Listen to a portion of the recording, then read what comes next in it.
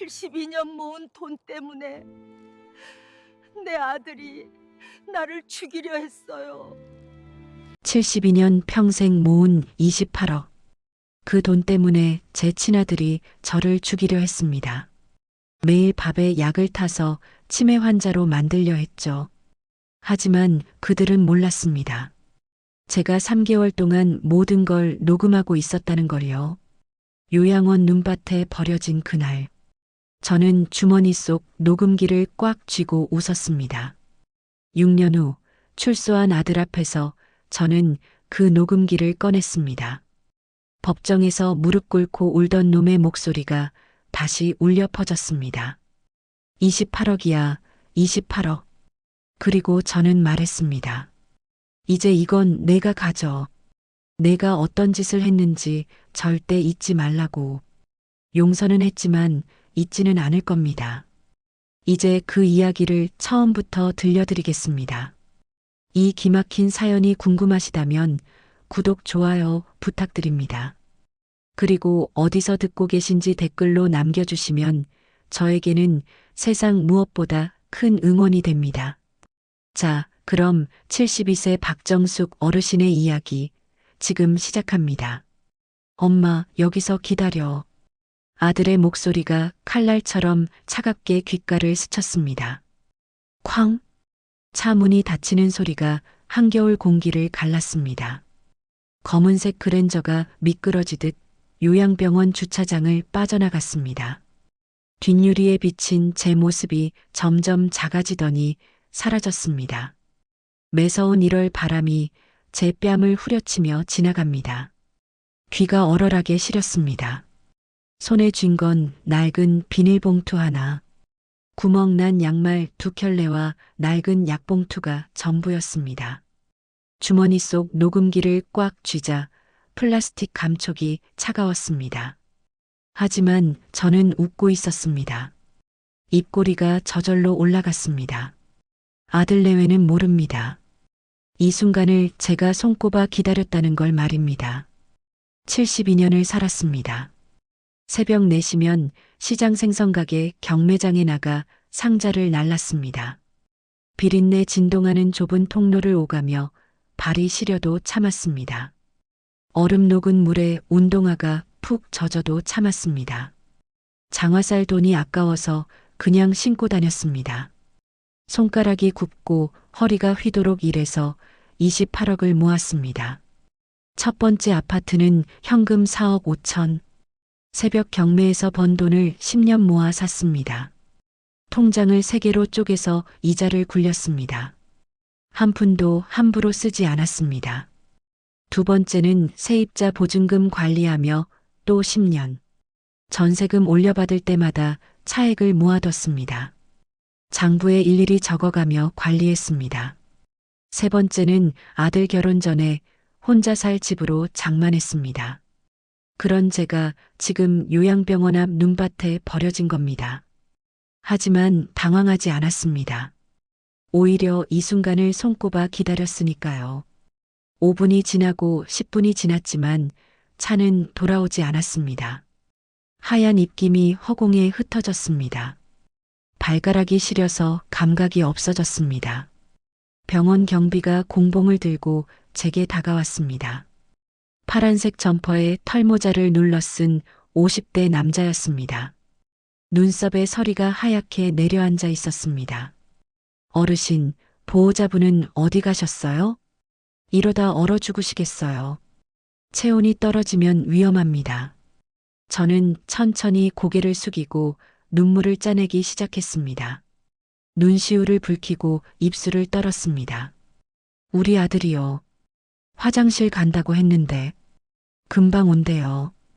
떨리는 목소리로 중얼거리자 경비가 혀를 차며 한숨을 쉬었습니다. 또 고려장이네요. 요즘 이런 경우가 정말 많아졌어요. 작년에만 3번째입니다. 따뜻한 경비실로 안내받으며 저는 속으로 생각했습니다. 아들 내외는 지금쯤 샴페인을 터뜨리며 기뻐하고 있겠지요. 28억을 손에 넣었다고, 늙은 짐을 처리했다고 말입니다. 하지만 곧 알게 될 겁니다. 진짜는 지금부터 시작이라는 걸 말입니다. 경비실 구석에 놓인 회색 다이얼 전화기가 눈에 들어왔습니다. 먼지 쌓인 수화기에서 플라스틱 냄새가 났습니다. 외우고 있는 번호가 딱 2개 있었습니다. 하나는 112, 다른 하나는 제 인생의 마지막 패, 40년 지기 영자 번호였습니다. 손가락이 다이얼을 누르는 동안 심장이 쿵쾅거렸습니다. 뚜뚜뚜 신호음이 길게 울렸습니다. 여보세요? 영자 목소리가 들렸습니다. 쉰 목소리지만 힘이 있었습니다. 영자야, 나야. 정수가 무슨 일이야? 목소리가 왜 그래? 시작됐어. 드디어. 알았어. 준비 다 됐어. 도장도 안전하게 보관했어. 전화를 끊고 창밖을 봤습니다. 눈이 펑펑 내리고 있었습니다. 세상이 하얗게 뒤덮여가고 있었습니다. 하지만 제 마음은 차가웠습니다. 얼음처럼 단단하게 굳어 있었습니다. 이제 시작입니다. 3개월 전으로 돌아갑니다. 모든 게 시작된 그날. 평범했던 저녁 식사 시간으로요. 시계가 6시 30분을 가리키고 있었습니다. 평소와 똑같은 시간이었습니다. 어머니, 오늘 저녁은 제가 해드릴게요. 앉아 계세요. 며느리 미선이가 웃으며 말했는데 결혼 8년 만에 처음이었습니다. 이상했습니다. 평소엔 설거지조차 안 하던 며느리가 직접 국을 끓인다니요. 앞치마도 제대로 매지 못해 허리춤에서 질질 끌고 다녔습니다. 주방에서 냄비 뚜껑 여닫는 소리가 들렸습니다. 물 끓는 소리가 보글보글 울렸습니다. 뭔가 붓는 소리도 들렸습니다. 식탁에 오른 건 소고기 미역국. 제가 좋아하는 메뉴였습니다. 하지만 평소엔 미역국을 끓여준 적이 한 번도 없었습니다. 생일도 아니고 무슨 날도 아닌데 말입니다. 숟가락을 들어 국물을 한 모금 떠서 입에 넣었습니다. 그 순간 혀끝이 찌릿하게 저리며 쓰디쓴 약 맛이 퍼졌습니다. 입안 가득 쓴맛이 번졌습니다. 목구멍까지 따끔거렸습니다. 국이 왜 이래? 맛이 이상한데 뭘 넣은 거야? 며느리 얼굴이 순간 굳어지는 게 보였습니다. 0.5초. 찰나였지만 제 눈엔 똑똑히 보였습니다. 당황한 표정이요. 눈동자가 좌우로 흔들렸습니다. 입술을 깨물었습니다. 에이, 어머니 넣기는 뭘 넣어요. 제가 간을 잘못 봤나 봐요. 다시 끓여드릴게요. 어색한 웃음을 지으며 국그릇을 황급히 치워갔습니다. 싱크대에 국물을 쏟아버리는 소리가 들렸습니다. 물 흐르는 소리도 요란하게 들렸습니다. 그날 밤 화장실 간다며 일어나 복도 불을 끄고 숨었습니다. 어둠 속에서 숨을 죽였습니다. 심장 뛰는 소리만 들렸습니다. 아들 민수와 며느리가 거실에서 작은 목소리로 속삭였습니다. 소파 스프링 삐걱거리는 소리가 났습니다. 어머니가 눈치챈 것 같은데 어떡해? 그럼 당분간 조심해야지. 너무 티나면 안 돼. 진짜 이 약 먹으면 깜빡거리는 거 맞지? 응. 병원에서 처방받은 수면제 2배씩 먹이면 돼. 그럼 정말 치매처럼 보여? 그렇대. 인터넷에 다 나와. 인지기능 떨어지고 판단력 흐려진대. 최근 기억부터 사라진대. 숨이 막혔습니다. 친아들 입에서 나온 말이라는 게 믿기지 않았습니다. 배 아파 낳은 자식이 10개월을 품고 키운 아들이었습니다. 진통 18시간 끝에 낳았습니다. 첫 돌 때 돌잔치까지 해줬습니다. 대학도 시장에서 죽어라 벌어서 보냈습니다. 멀쩡한 어미를 치매로 몰아 재산을 빼앗으려 한다니요. 주먹을 쥐었습니다. 손톱이 손바닥을 파고들어 따끔했지만 소리 내지 않았습니다. 참았습니다. 입술을 깨물어 피가 날 정도로 참았습니다. 그리고 그 자리에서 결심했습니다. 가만히 있지 않겠다고. 반드시 대가를 치르게 하겠다고요. 다음 날부터 저는 연기를 시작했습니다. 국은 입에 머금었다가 화장실에 가서 몰래 뱉어냈습니다. 세면대에 뱉고 물로 씻어내렸습니다. 하수구로 내려가는 국물을 보며 이를 악물었습니다. 베란다 화분에 몰래 부어버리기도 했습니다. 일주일 후 고무나무 잎이 누렇게 시들기 시작했습니다. 평소엔 싱싱하던 잎이 말라 비틀어지더니 떨어졌습니다. 초록색이던 잎이 갈색으로 변했습니다. 줄기도 축 처졌습니다. 식물마저 시들게 하는 것이었습니다. 그걸 제 어미한테 먹이는 놈들, 짐승만도 못했습니다. 그날부터 저는 치매 연기를 시작했습니다. 일부러 깜빡거리고 밥 먹다 숟가락을 떨어뜨렸습니다. 화장실 가다 헷갈리는 척하고 멍하니 서 있기도 했습니다. 거실 한가운데 서서 천장만 바라봤습니다. 어머니, 괜찮으세요? 오늘따라 많이 이상하신데. 며느리가 억지로 걱정하는 목소리로 물어왔습니다. 목소리에 기쁨이 섞여 있었습니다. 응? 여기가 어디지? 내가 뭐 하려고 했더라. 멍한 표정으로 중얼거리자 아들 내외 눈빛이 반짝였습니다. 계획대로 되고 있다는 표정, 승리를 확신한 표정이었습니다. 서로 눈빛을 주고받으며 미소 지었습니다. 바보 같은 것들, 진짜 치매와 가짜를 구별도 못하다니요. 72년 인생이 헛살았을까요? 시장 바닥에서 손님 비위 맞추며 배운 연기 하나는 제대로였습니다. 비 오는 날 신발 젖은 손님 앞에서 웃고, 가격 깎는 손님한테 억울해도 웃고, 그렇게 배운 연기였습니다. 2주가 지나자 놈들은 더욱 대담해졌습니다. 제 앞에서 대놓고 속삭이기 시작했습니다. 심지어 제 방 앞에서도 말했습니다. 다음 주에 병원 가자. 검사 받아야 후견인 신청하지. 응. 진단서 나오면 법원에 서류 넣는 거야. 귓속말이었지만 제 귀엔 하나도 빠짐없이 다 들렸습니다. 노인이라고 귀가 먹었을 거라 생각하다니 오산이었습니다. 오히려 더 예민해져서 바늘 떨어지는 소리도 들렸습니다. 벽 너머 속삭임도 다 들렸습니다.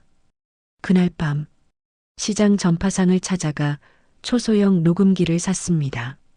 가게 문을 열고 들어서니 전자제품 냄새가 났습니다. 사장님, 녹음기 있어요? 제일 작은 걸로 주세요. 있지. 근데 할머니가 녹음기는 왜 사시게? 손주 말 녹음하려고요. 귀여운 목소리 간직하고 싶어서요. 거짓말이 술술 나왔지만 전혀 죄책감이 들지 않았습니다. 35,000원짜리 녹음기. 검은색 플라스틱 케이스에 빨간 버튼이 달린 엄지손가락만 한 크기였습니다. 녹음기를 사서 집에 돌아와 밤새 연습했습니다. 돋보기 안경을 쓰고 설명서를 읽으며 사용법을 익혔습니다. 작은 글씨가 흐릿해서 몇 번이나 다시 읽었습니다. 빨간 버튼이 녹음, 검은 버튼이 정지. 생각보다 간단했습니다. 이제 준비됐습니다. 아들 내외가 저지를 일을 낱낱이 기록할 준비가 말입니다. 그런데 아들 내외는 아직 모르고 있었습니다. 자기들이 무덤을 파고 있다는 걸, 그 무덤에 묻힐 거라는 걸요. 병원 가는 날이 밝았습니다. 아침 해가 창문으로 비쳐 들어왔습니다. 하지만 집안 분위기는 차가웠습니다. 어머니, 오늘 검진 받으러 가요. 옷 입으세요. 며느리가 억지로 웃으며 외출복을 들고 방으로 들어왔습니다. 마치 제사 지낼 돼지 치장하듯 정성스럽게 옷을 입혔습니다. 단추를 하나하나 채우며 웃었습니다. 그 웃음이 소름 끼쳤습니다. 차에 타서 뒷좌석에 앉자마자 녹음기 버튼을 눌렀습니다. 주머니 속에서 손가락으로 살짝 눌렀습니다. 빨간 불이 깜빡이는 걸 손끝으로 확인했습니다. 잠든 척 눈을 감았습니다. 이제부터 모든 게 증거가 되는 겁니다. 차가 고속도로를 달리기 시작했습니다. 엔진 소리가 낮게 울렸습니다. 한참 지나자 아들 내외가 입을 열었습니다. 제가 잠들었다고 확신한 모양이었습니다. 엄마 주무시나 봐. 다행이다. 얘기 좀 하자. 오빠, 오늘 확실하게 끝내는 거 맞지? 진단서만 받으면 되는 거지? 그래. 진단서 받아서 성년 의견인 신청하는 거야. 법원 허가 받는데 얼마나 걸려? 보통 2, 3개월. 근데 우리는 급하니까 변호사 써서 빨리 밀어붙일 거야. 그럼 아파트는 언제 팔 수 있어? 후견인 되면 법원 허가 받아서 처분 가능해. 그때 바로 팔면 돼. 28억이면 우리 빚 6억 갚고도 20억 넘게 남잖아. 응. 그 돈으로 새 아파트 사고 차도 바꾸고 웃음소리까지 전부 녹음되고 있었습니다. 제 목숨값을 계산하는 소리, 작전을 짜는 소리까지 다요. 심지어 그 돈으로 뭘 살지까지 이야기하고 있었습니다. 손톱이 손바닥을 파고들었지만 참았습니다. 병원 주차장에 도착해서 정신건강의학과로 들어갔습니다. 하얀색 복도, 소독약 냄새가 코를 찔렀습니다. 형광등 불빛이 너무 밝았습니다. 진료실에서 의사가 여러 가지 질문을 던졌습니다. 40대쯤 되어 보이는 남자 의사였습니다. 흰 가운을 입고 안경을 쓴. 오늘이 며칠인지 아세요? 여기가 어딘지 아시고요? 글쎄요. 우리 집 아닌가요? 밥 먹었는지도 기억이. 멍한 표정으로 중얼거리자 의사가 차트에 뭔가 적었습니다. 펜으로 사사삭 쓰는 소리가 들렸습니다. 민수가 옆에서 거들어 말을 보탰습니다. 목소리에 걱정을 가득 담아서 선생님, 요즘 정말 심해졌어요. 밥 먹은 걸 까먹고 또 먹고요. 어제는 밥을 3번이나 달라고 하셨어요.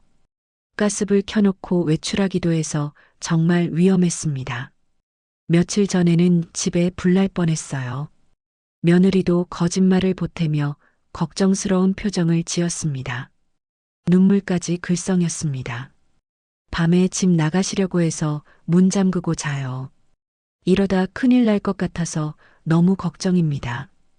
의사가 고개를 끄덕이며 검사 의뢰서를 작성했습니다. 일단 MRI 찍어보시죠. 결과 나오면 일주일 후에 오세요. 혈액 검사도 같이 하겠습니다. 아들 내외 얼굴에 미소가 번지는 게 똑똑히 보였습니다. 입꼬리가 살짝 올라갔습니다. 서로 눈빛을 주고받았습니다. 검사실로 향하면서 복도를 걸으며 속으로 웃었습니다. 조금만 더 참으면 됩니다. 조금만 더 증거를 모으면 완벽한 반격을 할 수 있습니다. MRI 촬영을 마치고 집으로 돌아오는 차 안이었습니다. 아들 내외가 다시 수군대기 시작했습니다. 이번엔 더 노골적이었습니다. 일주일 후면 진단서 나오겠네. 그럼 변호사 선임하자. 응. 내가 알아본 데 있어. 후견인 전문이래. 비용은 얼마야? 착수금 500만 원. 성공하면 1천만 원 더 줘야 해. 그 정도야 뭐. 28억 생각하면. 녹음기가 하나도 빠짐없이 다 담아내고 있었습니다. 공모의 증거를, 계획의 증거를 말입니다. 심지어 변호사 비용까지 계산하고 있었습니다. 집에 도착해서 방으로 들어가 이불을 뒤집어 썼습니다. 녹음을 다시 들어보니 또렷하게 잘 녹음되어 있었습니다. 한마디도 빠짐없이 놓칠 수 없는 증거였습니다. 심장이 두근거렸습니다. 이제 필요한 건 하나 더. 증거를 안전하게 숨길 장소였습니다. 찬장을 뒤지다가 쌀독 뚜껑을 열고 밑바닥을 확인했습니다. 하얀 쌀알 사이로 손을 집어넣었습니다. 차가운 쌀알 감촉이 느껴졌습니다. 비닐봉투에 녹음기를 넣어 쌀 밑에 깊숙이 묻어두었습니다. 완벽했습니다. 아들 내외가 마지막 실수를 저지를 때까지 기다리기만 하면 됩니다. 며칠 후 병원에서 전화가 왔습니다. 오후 2시쯤이었습니다. 검사 결과 나왔습니다. 경도 인지장애 소견 보입니다. 민수가 전화를 받더니 며느리를 보며 웃었습니다.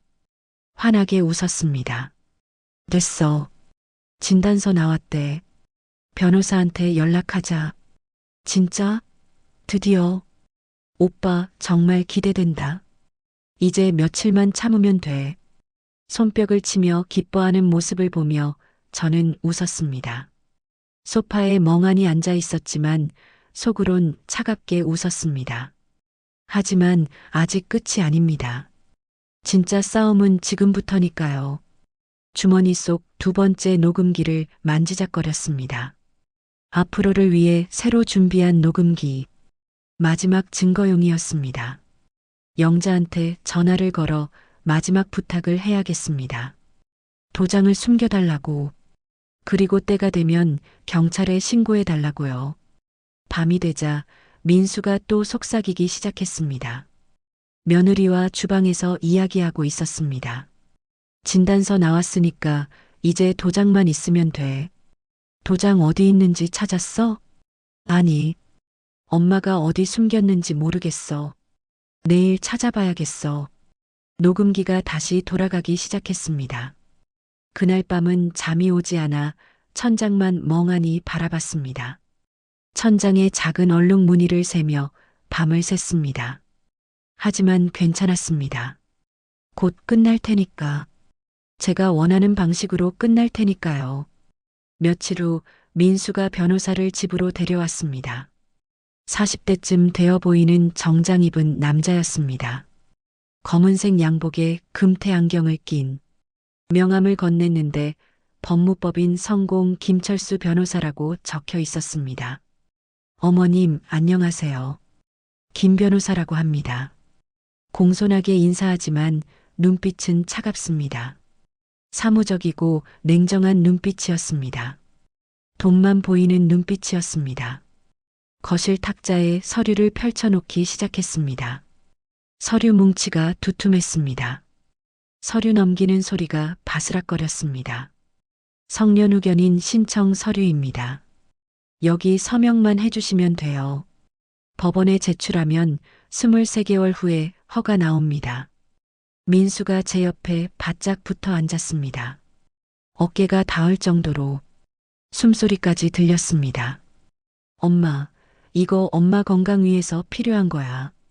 응? 엄마 혼자 있으면 위험하잖아. 이거 하면 내가 엄마 재산 관리해 드릴 수 있어. 변호사가 서류를 손으로 가리키며 설명합니다. 손가락으로 서명란을 톡톡 두드렸습니다. 법원에서 허가 나려면 23개월 걸립니다. 그동안 아드님이 어머님 재산 관리하시는 거예요. 통장, 부동산, 모든 재산을 말이죠. 제 손이 펜을 향해 천천히 움직였습니다. 떨리는 연기를 했습니다. 손을 부들부들 떨었습니다. 여기에 쓰면 돼요? 네, 맞습니다. 성함만 또박또박 써주세요. 박정숙, 세 글자만 쓰시면 됩니다. 펜 끝이 종이에 닿기 직전이었습니다. 이라고 쓰려는 순간, 그때 현관 초인종이 울렸습니다. 딩동. 민수가 짜증스럽게 일어섰습니다. 누구야, 이 시간에. 문을 열자 우체국 집배원이 서 있었습니다. 빨간 우체국 조끼를 입은, 손에 두툼한 봉투를 들고 있었습니다. 703호 박정숙 님 계십니까? 내용 증명 우편입니다. 내용 증명요? 네, 본인 확인 후 수령하셔야 합니다. 신분증 보여주세요. 저는 멍한 표정으로 일어나 현관으로 갔습니다. 주민등록증을 꺼내 보여줬습니다. 서명을 하고 봉투를 받았습니다. 두툼한 갈색 봉투였습니다. 발신인은 법무법인 정이었습니다. 영자가 보낸 겁니다. 제 인생의 마지막 패가 드디어 움직인 겁니다. 심장이 두근거렸습니다. 뭔데요, 엄마? 민수가 빼앗으려 했지만 제가 먼저 품에 넣었습니다. 꽉 끌어안았습니다. 내 거야. 내가 볼 거야. 에이, 엄마. 무슨 편지인데 그래요? 보여주세요. 싫어. 내 거라고. 주세요. 갑자기 고집을 부리자 민수가 당황했습니다. 변호사가 눈치를 보며 시계를 확인했습니다. 금색 시계줄이 반짝였습니다. 오늘은 여기까지 하시죠. 다음에 다시 올게요. 어머님 상태가 안 좋으신 것 같네요. 아, 네. 죄송합니다. 빨리 서명 받아서 연락 주세요. 변호사가 서류를 챙겨 가방에 넣었습니다. 돌아가고 문이 닫혔습니다. 민수가 제 손에서 봉투를 낚아챘습니다. 힘으로 빼앗았습니다. 뭔데 이렇게 숨겨요? 뜯어보더니 얼굴이 하얗게 변합니다. 핏기가 싹 가셨습니다. 이게 뭐야? 성년 후견인 이의제기 준비 통지서. 며느리가 옆에서 들여다봅니다. 민수 손에서 서류를 빼앗아 읽었습니다. 뭐라고 적혀 있어? 민수가 떨리는 목소리로 읽었습니다. 종이를 쥔 손이 떨렸습니다. 본인은 성년 후견인 신청에 대한 이의제기를 준비 중이며 관련 증거를 이미 확보하였음을 통지합니다. 이게 무슨 증거? 무슨 증거? 며느리 얼굴도 새하얗게 질렸습니다. 오빠, 누가 보낸 거야? 법무법인이라고 되어 있는데. 법무법인 정혜? 엄마 주변에 누가 있어? 누가 엄마를 도와주는 거야? 아들 내외가 서로를 보며 당황했습니다. 목소리가 점점 커졌습니다. 저는 부엌으로 가서 설거지하는 척했습니다. 수도꼭지를 틀고 물을 받았습니다. 접시를 닦는 척하며 귀를 기울였습니다. 주머니 속 녹음기가 모든 대화를 담고 있었습니다. 야, 이거 큰일인데. 이의제기 들어가면 조사받아. 조사? 무슨 조사? 가정법원에서 나와. 정말 치매 맞는지 후견인 필요한지 다 조사해. 그럼 우리가 한 거 들통나는 거 아니야? 모르겠어. 일단 변호사한테 다시 연락해봐야겠어. 빨리 서명 받아야 돼. 내일 당장 도장 찾자. 목소리가 점점 떨렸습니다. 계획대로 흔들리기 시작한 겁니다. 며칠 후 민수가 은행 통장을 가져왔습니다. 낡은 통장 여러 권을. 갈색으로 바랜 오래된 통장들이었습니다. 엄마, 도장 어디 있어요? 은행 업무 좀 봐야 해서. 급한 일이에요. 도장? 어디 뒀더라? 일부러 헤맸습니다. 서랍을 여기저기 뒤졌습니다. 찾아보세요, 빨리요. 민수 목소리가 날카로워집니다. 핏대가 서기 시작했습니다. 응, 찾아볼게. 방으로 들어가 서랍을 뒤지는 척했습니다. 서랍 여닫는 소리를 크게 냈습니다. 덜컹덜컹. 엄마, 빨리 찾아요. 어디 뒀는지 기억이 안 나. 나이 들어서 그런가. 민수가 직접 방으로 들어와 서랍을 뒤집기 시작했습니다. 옷장도 열고 책상도 뒤지고 이불도 들춰냈습니다. 속옷 서랍까지 뒤졌습니다. 제 개인 물건들을 막 꺼내 던졌습니다. 도장이 어딨냐고요? 소리를 지르는 민수를 보며 저는 움찔했습니다. 연기가 아니었습니다. 정말 무서웠습니다. 눈이 충혈되어 있었습니다. 미안해. 나 기억이 어디 뒀는지. 아이 진짜. 민수가 벽을 쾅 쳤습니다. 주먹으로 세게 쳤습니다. 벽지에 주먹 자국이 났습니다. 하얀 벽지가 움푹 들어갔습니다. 며느리가 달려왔습니다. 슬리퍼 소리가 복도에 울렸습니다. 왜 그래? 도장을 못 찾겠대. 치매 걸려서 어디 뒀는지 모른대. 어떻게? 은행 업무 봐야 하는데. 통장 정리도 해야 하고. 일단 재발급 받아야겠어. 주민센터 가자. 오늘 당장 가자. 아들 내외가 급하게 외출 준비를 했습니다. 재킷을 입고 가방을 챙겼습니다. 현관문이 쾅 닫혔습니다. 저는 숨을 내쉬었습니다. 도장은 영자가 갖고 있고 집에 있는 건 가짜였습니다. 하지만 아들 내외는 재발급 받을 겁니다. 시간이 얼마 없습니다. 핸드폰을 꺼내 영자한테 전화를 걸었습니다. 영자야, 나야. 정수가 어떻게 돼가? 빨라지고 있어. 인감도장 재발급 받으러 갔어. 그럼 우리도 서둘러야겠네. 응. 내일 같이 경찰서 가자. 신고하러. 알았어. 준비 다 됐어. 녹음 파일이랑 약 봉지 챙겼어. 전화를 끊고 창밖을 봤습니다. 회색 하늘에 까마귀가 날아갔습니다.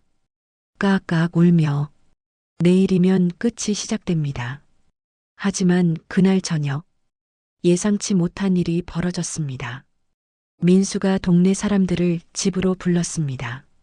같은 아파트에 사는 이웃 5명이 왔습니다. 402호 김씨 부부, 502호 이씨 아주머니, 602호 박씨 할아버지, 801호 최씨, 모두 아는 얼굴들이었습니다. 어머님, 안녕하세요. 민수 씨가 부르셨어요. 민수가 거실에 사람들을 앉혔습니다. 소파와 의자에 빼곡하게 커피와 과일까지 준비했습니다. 사실은요, 저희 어머니가 요즘 치매 증상이 심해지셔서요. 혹시 이상한 행동하시거든 저한테 연락 좀 해주세요. 이웃들이 고개를 끄덕였습니다. 놀란 표정으로. 어머, 그러셨어요? 평소엔 멀쩡해 보이시던데. 증상이 왔다 갔다 한대요. 가끔 밖에 나가서 길을 잃으실 수도 있고 이상한 소리 하실 수도 있어요. 그럴 땐 믿지 마시고 저한테 연락 주세요. 제 번호 드릴게요. 이웃들한테 명함을 나눠줬습니다. 민수가 제 어깨에 손을 올렸습니다. 무겁고 차가운 손이었습니다. 엄마, 여기 이웃분들이에요. 인사드려요. 안녕하세요. 멍한 표정으로 고개를 숙였습니다. 시선을 허공에 둔 채 이웃들이 안타까운 표정을 지었습니다. 혀를 차며 한숨 쉬었습니다. 정말 많이 안 좋아 보이시네요. 아이고, 정숙 씨가 이렇게 되시다니. 얼마 전까지만 해도 정정하셨는데. 민수 씨, 고생이 많으시겠어요. 어머니 모시느라 힘드시죠? 민수가 한숨을 쉬며 대답했습니다. 눈물까지 글썽였습니다. 괜찮습니다. 제가 잘 모셔야죠. 제 어머니인데요. 이웃들이 돌아가고 문이 닫혔습니다. 민수가 며느리를 보며 웃었습니다. 입꼬리가 올라갔습니다.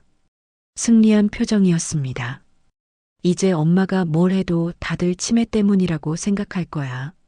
설령 경찰한테 뭐라고 해도 치매 환자 헛소리로 들릴 거고 이웃들이 다 증인이야. 오빠 진짜 머리 좋다. 이제 안심이네. 제 가슴이 철렁 내려앉았습니다. 순간 심장이 덜컥 내려앉았습니다. 증언을 미리 차단한 겁니다.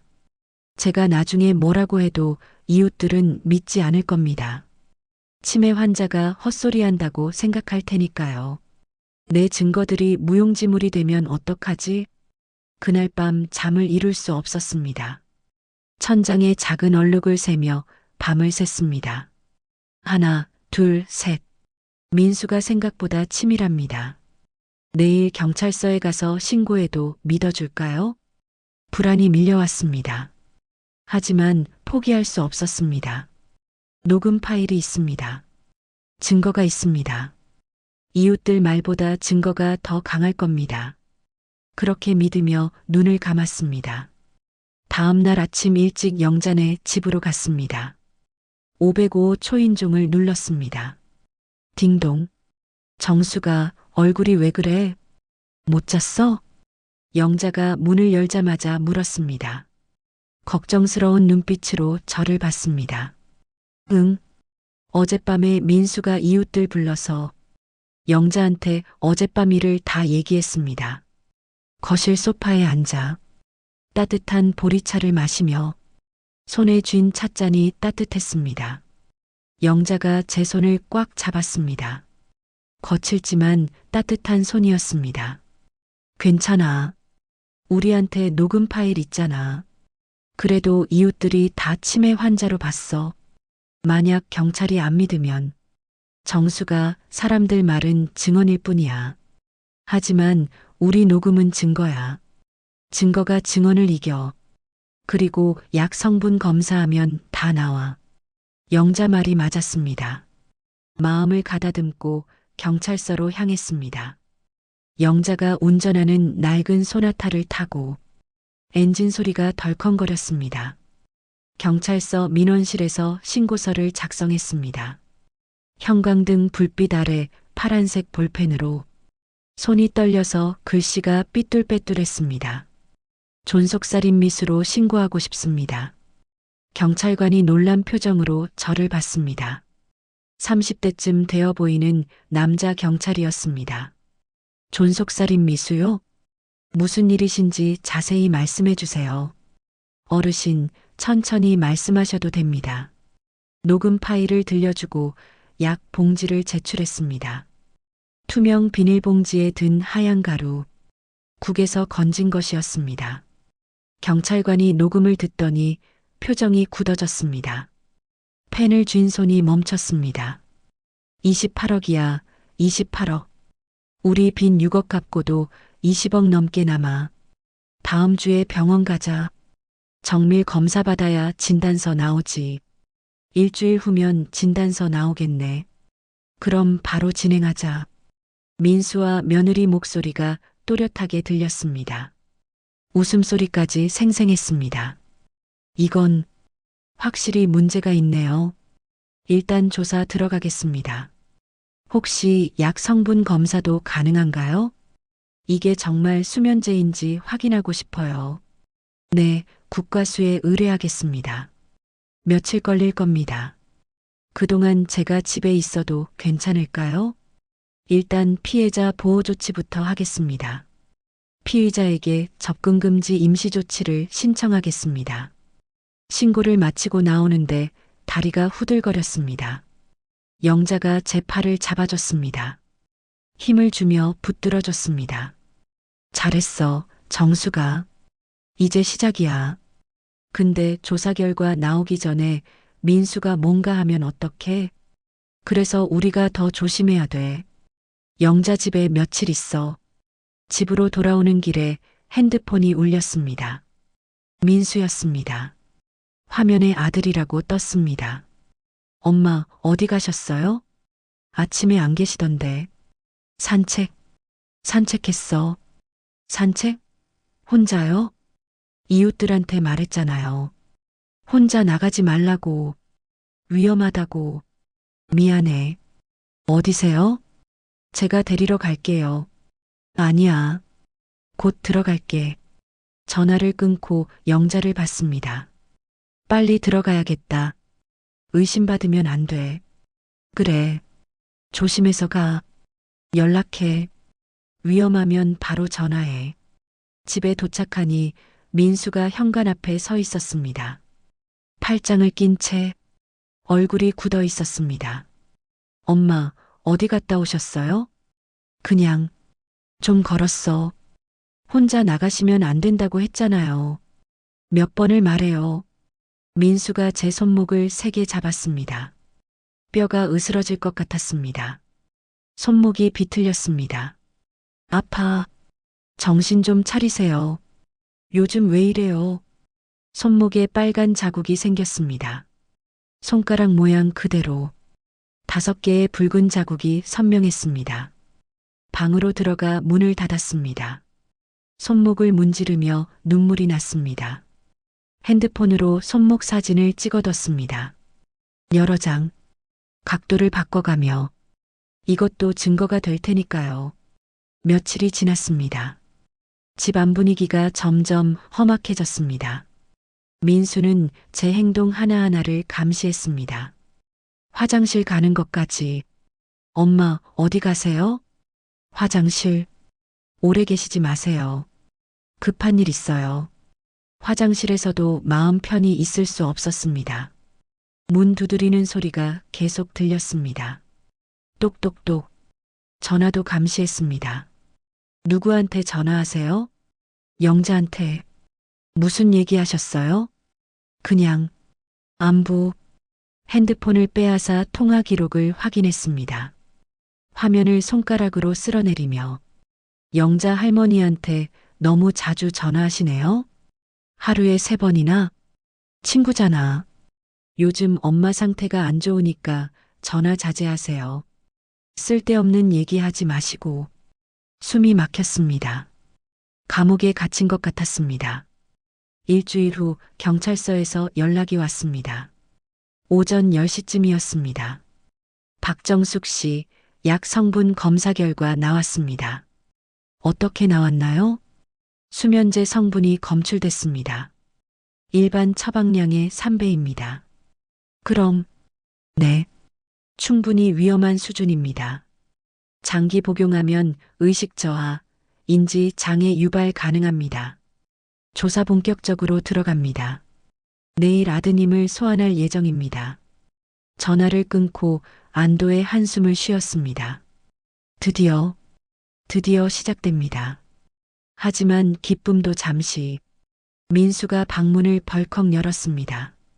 노크도 없이. 누구랑 통화했어요? 아무도. 거짓말. 누구예요? 민수가 핸드폰을 낚아챘습니다. 통화 기록을 보더니 얼굴이 새하얗게 변했습니다. 입술이 파랗게 질렸습니다. 경찰서? 왜 경찰서에서 전화가 와요? 그게 엄마가 신고했어요? 민수 목소리가 떨렸습니다. 손도 떨렸습니다. 나, 말도 안 돼. 엄마가 무슨 신고를 해? 치매 환자가 뭘 안다고. 며느리가 달려왔습니다. 슬리퍼 소리가 복도에 울렸습니다. 무슨 일이야? 경찰서에서 전화 왔대. 뭐? 둘의 얼굴이 동시에 굳어졌습니다. 창백하게 질렸습니다. 엄마, 뭘 신고한 거예요? 뭐라고 한 거예요? 대답하지 않았습니다. 고개만 돌렸습니다. 민수가 제 어깨를 흔들었습니다. 세게 흔들었습니다. 말해요. 뭐라고 한 거냐고요? 하지 마. 아파. 어머니, 정신 차리세요. 우리가 무슨 짓을 했다고. 며느리도 소리를 질렀습니다. 목청이 터져라 외쳤습니다. 너희들이 뭘 했는지 다 알아. 저는 또렷한 목소리로 말했습니다. 민수와 며느리가 동시에 입을 다물었습니다. 숨소리만 거칠게 들렸습니다. 내 밥에 약 탄 것도 치매로 만들려고 한 것도 전부 다 녹음했어. 엄마, 그게 변명하지 마. 경찰이 다 들었어. 약 성분 검사도 나왔어. 그때 핸드폰이 다시 울렸습니다. 경찰서였습니다. 박정숙 씨, 내일 오전 10시에 박민수 씨 출석 요청했습니다. 임의동행 형태로 진행될 예정이고요. 피해자분께는 임시 접근금지 조치 발령됐습니다. 오늘 저녁 6시부터 효력 발생합니다. 3m 이내 접근 금지입니다. 전화를 끊자 민수가 물었습니다. 목소리가 떨렸습니다. 뭐래요? 경찰이 뭐래요? 내일 너 경찰서 가야 한대. 뭐? 조사받으러. 민수 얼굴에서 핏기가 완전히 사라졌습니다. 며느리가 주저앉으며 울기 시작했습니다. 바닥에 털썩 주저앉았습니다. 어떻게, 우리 어떻게, 그리고 오늘 저녁부터 나한테 접근하지 마. 접근금지 조치 나왔어. 접근금지요? 응. 3m 이내로 못 오는 거야. 어기면 바로 구속이야. 민수가 벽에 기대며 주저앉았습니다. 등을 벽에 붙인 채 힘없이 미끄러져 내려갔습니다. 엄마, 제발 취소해줘요. 안 돼. 엄마, 내 아들은 그 눈 오는 날 요양원 앞에서 죽었어. 여기 있는 건 날 죽이려던 범죄자일 뿐이야. 방으로 들어가 문을 잠갔습니다. 밖에서 며느리 우는 소리가 들렸습니다. 쿵쿵 문을 두드리는 소리도 들렸습니다. 하지만 돌아보지 않았습니다. 다음 날 아침 민수가 경찰서로 출석했습니다. 검은색 재킷을 입고 얼굴이 초췌했습니다. 며느리는 집에 남아 있었습니다. 저는 방에 있었고 며느리는 거실에 있었습니다. 3미터 거리를 유지해야 했으니까요. 하지만 며느리가 방문 앞까지 왔습니다. 슬리퍼 질질 끄는 소리가 들렸습니다. 어머니, 오지 마. 접근 금지야. 문 안 열어도 돼요. 얘기만 들어주세요. 할 말 없어. 어머니, 제발이요. 오빠 인생 끝나요. 그건 내 오빠가 선택한 거야. 어머니도 손주 생각은 안 하세요? 뭐? 저 임신했어요. 5개월 됐어요. 빼봐주세요. 이렇게 불렀어요. 손주. 그 말에 가슴이 철렁했습니다. 심장이 쿵 내려앉았습니다. 그게 무슨 오빠가 감옥 가면 저 혼자 애 키워야 해요. 제발 합의해 주세요. 취소해 주세요. 이대로 가면 우리 아기는 아빠 없이 자라요. 며느리 목소리가 간절했습니다. 울먹이는 목소리였습니다. 하지만 속을 수 없었습니다. 안 돼. 이미 늦었어. 어머니, 애한테 죄 없는 건 맞아. 근데 그건 내 책임이 아니야. 너희가 선택한 길이니까 너희가 책임져. 어머니, 손주예요.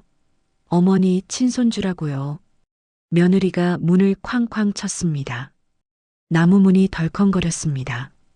경첩이 흔들렸습니다. 어머니, 진짜 이러실 거예요? 그만하고 나가. 경찰 부를 거야. 접근 금지 어기면 너도 잡혀가. 며느리가 한참을 서 있다가 거실로 돌아갔습니다. 발소리가 멀어졌습니다. 흐느끼는 소리가 들렸습니다. 오후가 되자 민수가 돌아왔습니다. 현관문 열리는 소리. 어떻게 됐어? 며느리가 물었습니다. 다급한 목소리로. 일단 조사만 받고 왔어. 구속은? 아직은 아니야. 근데 민수 목소리가 떨렸습니다. 증거가 너무 확실하대. 녹음 파일, 약 성분 검사. 다 나왔대. 어떻게? 우리 어떻게? 며느리가 울기 시작했습니다. 그날 밤 둘이 거실에서 나누는 대화가 들렸습니다. 주머니 속 녹음기 버튼을 눌렀습니다.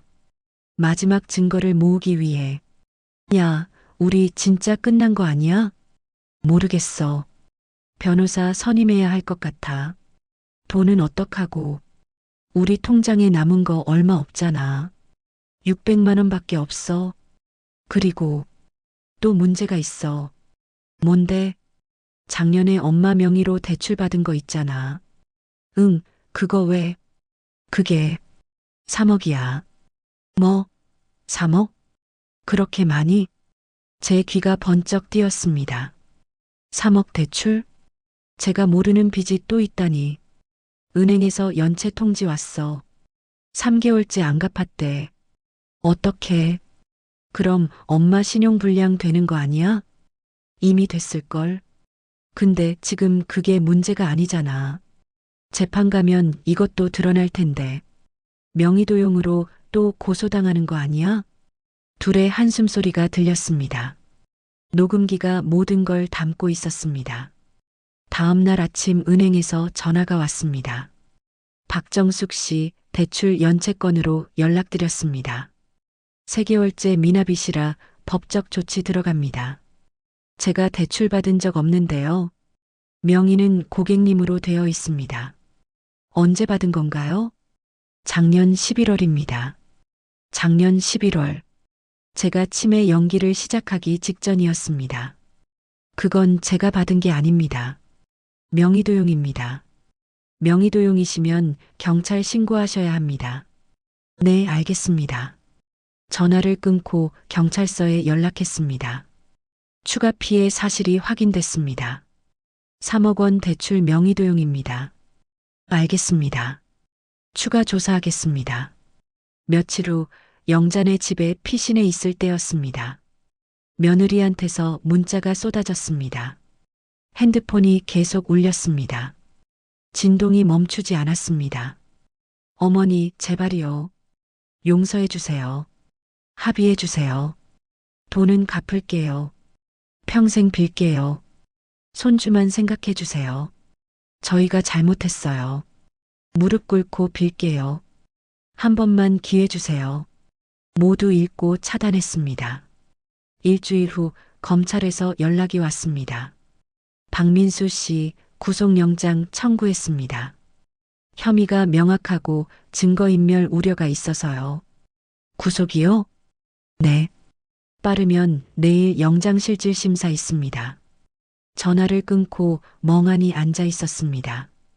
민수가 구속된다니, 제 아들이 감옥에 간다니, 영자가 옆에 앉았습니다. 따뜻한 손으로 제 등을 쓸어주며, 정수가 괜찮아? 응, 괜찮아. 근데, 힘들지? 응, 솔직했습니다. 힘들었습니다. 가슴이 찢어지는 것 같았습니다. 정수가 넌 잘못한 거 없어. 살아남은 거야. 그것뿐이야. 영자가 제 손을 꽉 잡아줬습니다. 다음 날 구속영장이 발부됐습니다. 민수가 구속됐다는 연락을 받았습니다. 며느리한테서 전화가 왔습니다. 어머니, 제발이요. 마지막으로 한 번만 도와주세요. 변호사 비용이라도. 제발이요. 안 돼. 어머니, 손주 생각 좀 하세요. 오빠 없으면 애 어떻게 키워요? 손주는 내가 잘 키워. 저 혼자 어떻게. 그건 내 문제가 아니야. 전화를 끊었습니다. 하지만 그날 밤 잠을 이룰 수 없었습니다. 손주 생각이 자꾸 났습니다. 죄 없는 아이. 아직 태어나지도 않은 아이. 하지만 제 손주는 맞았습니다. 천장에 갈라진 금을 따라 시선을 옮기며 밤을 샜습니다. 한 달이 지났습니다. 재판 날짜가 잡혔다는 연락이 왔습니다. 1차 공판은 다음 달 15일입니다. 제가 꼭 가야 하나요? 네. 피해자 진술이 필요합니다. 증인으로 출석하셔야 합니다. 재판 전까지 저는 영자네 집에서 지냈습니다. 505 작은 방에서 창문으로 아침 햇살이 들어왔습니다. 며느리한테서 계속 연락이 왔지만 모두 차단했습니다. 재판 전날 밤 잠이 오지 않았습니다. 영자가 방문을 두드렸습니다. 톡톡톡. 정수가 앉아? 응. 잠이 안 와. 영자가 들어와 옆에 앉았습니다. 침대 스프링이 삐걱거렸습니다. 따뜻한 이불 냄새가 났습니다. 내일 힘들 거야. 괜찮겠어? 모르겠어. 민수 얼굴 보면. 울지 마. 내가 울면 놈들이 좋아해. 응. 안 울게. 법정에선 강해야 돼. 내가 피해자야. 잊지 마. 영자가 제 손을 꽉 잡아줬습니다. 그 손에서 힘을 얻었습니다. 재판날이 밝았습니다. 법원 앞에 서니 다리가 후들거렸습니다. 회색 콘크리트 건물이 높이 솟아 있었습니다. 계단이 끝없이 이어졌습니다. 정수가 내가 옆에 있어. 괜찮아. 영자가 제 팔을 잡아줬습니다. 법정에 들어갔습니다. 민수가 수감복을 입고 앉아 있었습니다. 파란색 죄수복, 수척해진 얼굴, 푹 꺼진 눈, 턱수염이 자라 있었습니다. 눈이 마주쳤습니다. 민수가 고개를 숙였습니다. 어깨가 축 처졌습니다. 재판을 시작하겠습니다. 판사가 망치를 두드렸습니다. 땅, 나무 망치 소리가 법정에 울렸습니다. 피고인 박민수, 존속살인 미수 및 사기 혐의로 기소됐습니다. 검사가 증거를 제출했습니다. 서류 뭉치를 책상 위에 올렸습니다. 두툼한 파일이었습니다. 녹음 파일이 법정에 울려 퍼졌습니다. 스피커에서 소리가 흘러나왔습니다. 28억이야, 28억. 우리 빚 6억 갚고도 20억 넘게 남아. 다음 주에 병원 가자. 정밀 검사 받아야 진단서 나오지. 일주일 후면 진단서 나오겠네. 그럼 바로 진행하자. 민수와 며느리 목소리가 또렷하게 들렸습니다. 웃음소리까지 생생했습니다. 방청객들이 웅성거렸습니다. 수군거리는 소리가 법정에 퍼졌습니다. 저런 자식이 친어머니한테. 증인 박정숙 씨, 앞으로 나오세요. 제 이름이 불렸습니다. 증인석으로 걸어가는 동안 심장이 터질 것 같았습니다. 나무 바닥에 구두 소리가 딱딱 울렸습니다. 다리가 떨렸습니다. 선서를 하고 앉았습니다. 마이크 앞에 앉으니 숨소리까지 들렸습니다. 검사가 질문했습니다. 검은색 양복을 입은 40대 여자였습니다. 피고인이 피해자에게 어떤 행위를 했습니까? 숨을 깊이 들이쉬었습니다.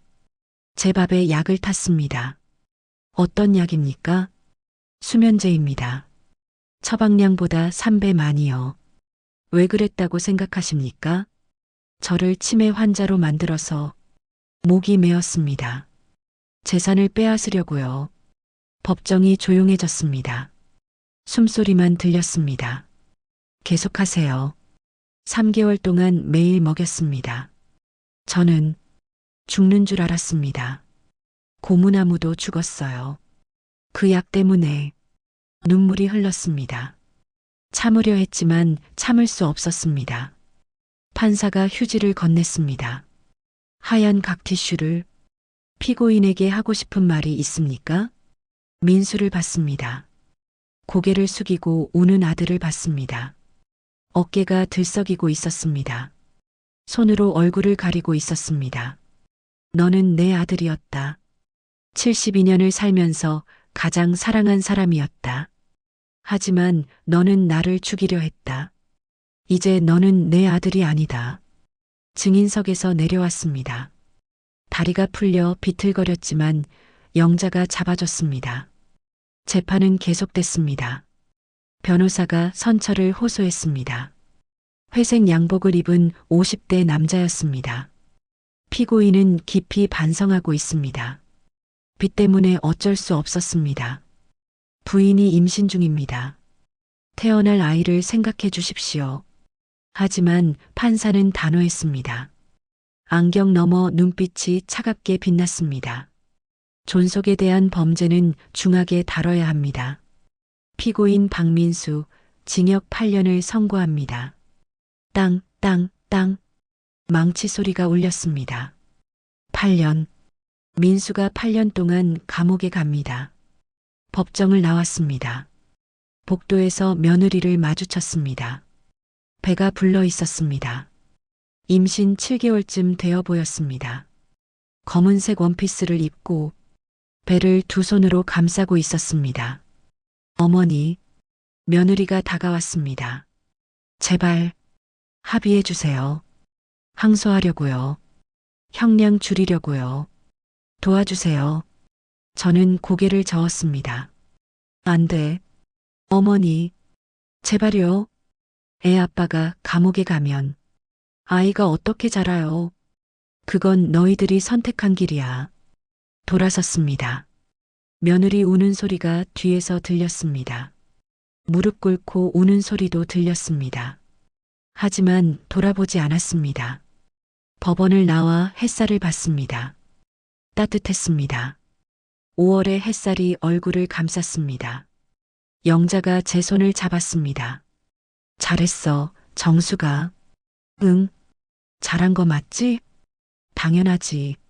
하지만 가슴 한구석이 텅 빈 것 같았습니다.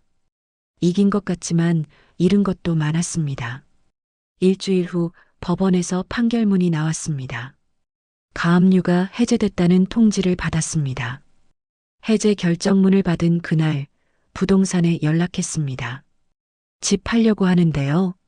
네, 주소 말씀해 주세요. 금매로 내주세요. 빨리 처리하고 싶어요. 알겠습니다. 가압류 해제 확인되면 바로 매물 올리겠습니다. 일주일 만에 매수자가 나타났습니다. 시세보다 1억 낮은 27억에 계약했습니다. 계약서에 도장을 찍으며 손이 떨렸습니다. 빨간 인주가 종이에 찍혔습니다. 28년을 산 집과의 이별이었습니다. 민수 첫돌 사진도 찍었던 집, 아들 결혼식 준비했던 집, 잔금일에 통장에 27억이 찍혔습니다. 평생 처음 보는 금액이었습니다. 하지만 기쁘지 않았습니다. 은행 창구에 앉아 생각했습니다. 이 돈을 어떻게 써야 할까? 먼저 3억 대출을 갚았습니다. 민수가 제 명의로 받은 빚이었습니다. 대출금 전액 상환 확인됐습니다. 신용불량 등록도 해제 신청하겠습니다. 영수증을 받아 챙겼습니다. 흰 종이에 찍힌 검은 글씨. 이것도 증거가 될 테니까요. 이제 남은 돈은 24억. 며느리한테서 또 전화가 왔습니다. 어머니, 제발 좀 도와주세요. 민수 오빠 변호사 비용이라도. 안 돼. 어머니, 손주 생각은 안 하세요? 손주. 아직 태어나지도 않은 아이. 하지만 제 손주는 맞았습니다. 생각해 볼게. 전화를 끊었습니다. 영자한테 물어봤습니다. 영자야, 내가 이상한 거야? 뭐가? 손주 생각하면 도와줘야 하는 거 아닐까? 정수가 내가 도와주면 그들은 반성 안 해. 그래도 애는 죄가 없잖아. 영자가 한숨을 쉬었습니다. 내 마음대로 해. 근데 후회하지 마. 며칠 밤을 고민했습니다. 천장에 무늬를 세며 결국 결정했습니다. 변호사 비용 5천만 원을 며느리 통장에 넣었습니다. 단 조건을 달았습니다. 각서를 작성해서 공증받았습니다. 공증 사무실에서 직접 서명받았습니다. 이 돈은 태어날 아이를 위한 것이며 민수와 무관한 개인 지원임. 향후 어떠한 명목으로도 추가 요구 불가. 며느리가 각서에 서명했습니다. 파란색 볼펜으로. 손이 떨렸습니다. 감사합니다. 죄송합니다. 이게 마지막이다. 다시는 연락하지 마라. 네. 그게 마지막 만남이었습니다. 이제 남은 돈은 23억 5천이었습니다. 민수 피해자 7명 명단을 꺼냈습니다. 총 피해액이 20억이었습니다. 고민했습니다. 법적으론 제 책임이 아니지만 도의적으론 책임이 있었습니다. 영자와 상의했습니다. 영자야, 피해자들한테 돈 돌려줄까 해. 전부? 아니, 60% 정도. 12억. 그럼 너한테 남는 건? 11억 5천. 충분해. 영자가 고개를 끄덕였습니다. 내 마음대로 해. 그게 맞는 것 같아. 피해자들한테 연락했습니다. 한 명씩 만나 직접 사과했습니다. 카페에서, 식당에서, 공원에서. 제 아들이 저지른 일입니다. 죄송합니다. 피해자들은 눈물을 흘렸습니다. 할머니 잘못이 아닌데. 그래도 제가 낳은 자식이니까요. 송금할 때마다 각서를 받았습니다. 피해 회복 지원금이며 합의금이 아님. 민수의 형사 책임과 무관함. 영수증과 각서를 차곡차곡 모았습니다. 투명 파일에 넣어서 12억을 나눠주고 나니 마음이 한결 가벼웠습니다. 이제 남은 돈은 11억 5천. 하지만 그날 밤 또 은행에서 전화가 왔습니다. 박정숙 씨, 또 다른 대출건이 확인됐습니다. 뭐라고요? 작년 10월에 2억 원 추가 대출이 있습니다. 저 그런 거 받은 적 없는데요. 명의는 고객님으로 되어 있습니다. 또 명의도용이었습니다. 3억에 이어 2억까지 총 5억을 제 명의로 빼간 겁니다. 경찰서에 추가 신고했습니다. 하지만 이미 민수는 수감 중이라 추가 처벌은 어렵다고 했습니다. 결국 제가 2억을 갚아야 했습니다. 남은 돈 9억 5천. 10평짜리 작은 아파트를 샀습니다. 영자 집에서 걸어서 5분 거리였습니다. 가격은 1억 3천만 원. 작지만 따뜻한 집이었습니다. 이사를 마치고 짐을 정리했습니다. 골판지 박스를 뜯으며 하나씩 물건을 꺼내 정리했습니다. 베란다로 나가니 영자 아파트가 보였습니다. 핸드폰으로 전화를 걸었습니다. 영자야, 베란다로 나와봐. 영자가 나와 손을 흔들었습니다. 저도 손을 흔들며 웃었습니다. 우리 이제 이웃이다. 그러게. 매일 볼 수 있겠네. 좋다. 새로운 시작이었습니다. 6개월이 흘렀습니다. 계절이 바뀌어 가을이 왔습니다. 단풍이 물들기 시작했고 바람이 선선해졌습니다. 아파트 단지 은행나무가 노랗게 물들었습니다. 봉사활동도 익숙해졌고 영자와의 일상도 평화로웠습니다. 매주 화요일과 목요일엔 복지관에서 도시락을 나눠줬습니다. 어르신들 댁을 방문하며 웃으며 안부를 묻고 손을 잡아드렸습니다. 그런데 어느 날 영자 얼굴이 유난히 피곤해 보였습니다. 눈밑이 검고 입술이 창백했습니다. 걸음도 느려졌습니다.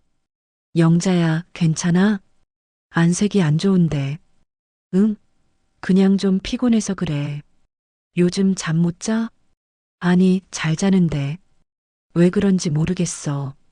불안한 느낌이 들었습니다. 가슴이 철렁했습니다. 병원 가봐. 건강검진이라도 받고. 에이, 괜찮아. 나이 들면 다 그렇지 뭐. 아니야. 병원 가자. 내일 당장 가. 하지만 며칠 후 영자한테서 전화가 왔습니다. 새벽 3시였습니다. 잠결에 받았습니다. 정수가, 미안한데 병원 좀 같이 가줄 수 있어? 왜? 어디 아파? 배가 자꾸 아프고, 소화도 안 되고, 지금 당장 갈게. 옷을 주섬주섬 입고 영자네로 달려갔습니다. 슬리퍼를 끌며 계단을 뛰어 올라갔습니다. 영자가 바닥에 주저앉아 있었습니다. 얼굴이 새하얗게 질려서 식은땀이 흘러내렸습니다. 영자야. 119를 불렀습니다. 병원 응급실로 달려갔습니다. 영자가 침대에 누워 링거를 맞고 있었습니다. 투명한 링거줄에서 액체가 똑똑 떨어졌습니다. 정수가 왔어. 의사가 저를 따로 불렀습니다. 하얀 가운을 입은 40대 남자였습니다. 보호자분이시죠? 네, 친구인데. 가족이나 마찬가지예요. 환자분 상태가 좋지 않습니다. 뭐가 문제예요? 췌장에 종양이 보입니다. 정밀 검사해봐야겠습니다. 종양. 그 단어에 다리가 휘청거렸습니다. 벽을 붙잡았습니다. 혹시 암인가요? 정밀 검사 후에 말씀드리겠습니다. 3일 후 검사 결과가 나왔습니다. 췌장암 3기였습니다. 의사 입에서 나온 말이 귀에 들어오지 않았습니다. 수술하면 되죠? 치료하면 되는 거 아니에요? 수술은 가능합니다. 하지만 성공률이 얼마예요? 50% 정도입니다. 그리고 비용은 상관없어요. 얼마예요? 원무과 창구 앞에 섰습니다. 형광등 불빛 아래서 직원이 계산서를 건넸습니다. 종이를 펼쳐 확인했습니다. 수술비 2천만 원, 입원비 500만 원, 항암치료 예상 비용 2,500만 원, 종이 위에 총 5천만 원이 찍혀 있었습니다. 손이 떨렸지만 카드를 꺼냈습니다. 검은색 신용카드를 선입금 2천만 원 결제하겠습니다. 네, 잠시만요. 카드 결제 영수증이 한 장씩 출력됐습니다. 지지직. 가족 동의가. 가족 없어요. 제가 전부예요. 의사가 고개를 끄덕였습니다. 알겠습니다. 준비하겠습니다. 영자한테 돌아갔습니다. 영자야, 수술하기로 했어. 정수가. 돈이. 걱정 마. 내가 다 준비했어. 미안해. 내가 폐만 끼치네. 무슨 소리야? 우리가 몇 년 친군데. 영자 손을 꽉 잡았습니다. 차가웠습니다. 얼음장같이. 그런데 그날 저녁 교도소에서 편지가 왔습니다. 하얀 봉투에 교도소 도장이 찍힌 어머니께 저 많이 반성하고 있습니다. 매일 눈물로 회개합니다. 제가 저지른 죄를 알게 됐습니다.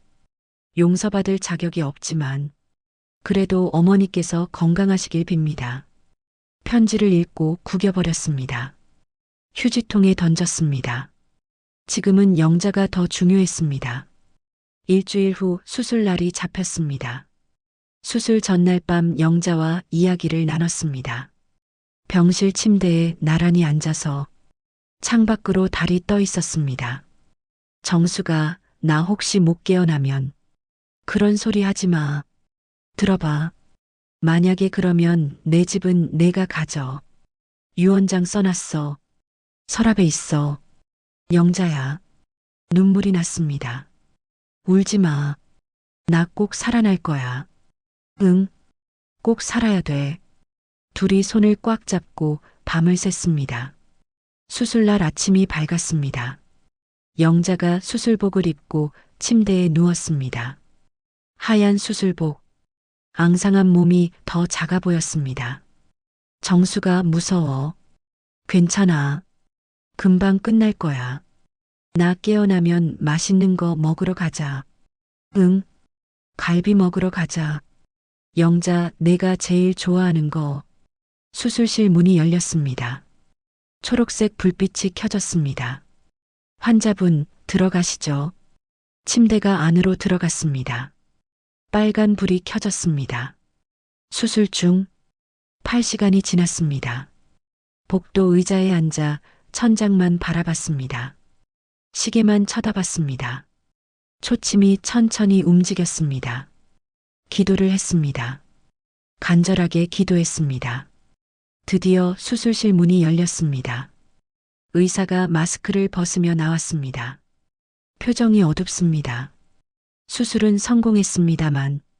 근데요? 전이가 생각보다 많이 진행됐습니다. 그럼 완치는 어렵습니다. 항암 치료해야 합니다.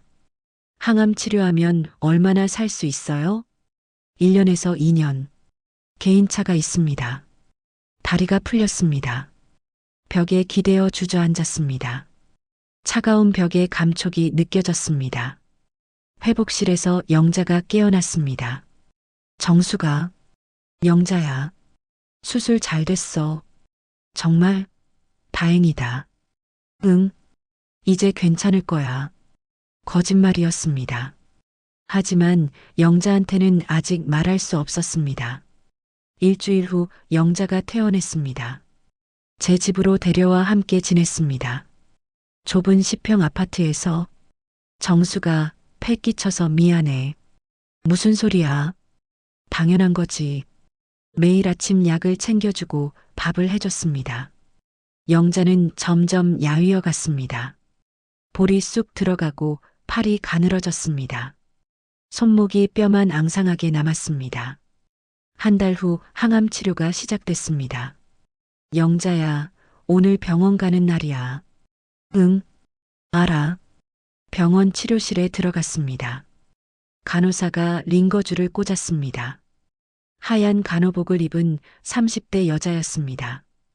투명한 약물이 천천히 영자 몸속으로 들어갔습니다. 똑, 똑, 똑. 규칙적인 소리가 들렸습니다. 아파. 정수가. 조금만 참아. 금방 끝나. 손을 꽉 잡아줬습니다. 영자 손이 식은땀으로 축축했습니다. 30분이 지나고 1시간이 지났습니다. 영자 얼굴이 점점 창백해졌습니다. 입술이 파랗게 질렸습니다. 토할 것 같아. 여기, 이거. 대야를 받쳐주자 영자가 토했습니다. 우에, 위액이 나왔습니다. 간호사가 달려왔습니다. 하얀 간호복을 입은. 괜찮으세요? 항암 부작용이에요. 이렇게 심한가요? 개인차가 있습니다. 조금만 참으세요. 치료를 마치고 집으로 돌아왔습니다. 영자를 침대에 눕혔습니다.